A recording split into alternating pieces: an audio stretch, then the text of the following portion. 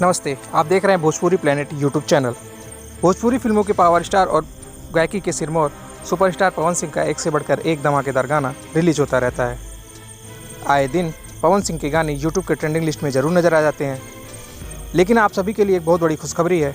Power star Pawan Singh का एक और धमाकेदार गाना रिलीज होने जा रहा है, जिसमें एक बार फिर से आप सभी को पवन सिंह और प्रियंका सिंह की आवाज़ सुनने को मिलेगी।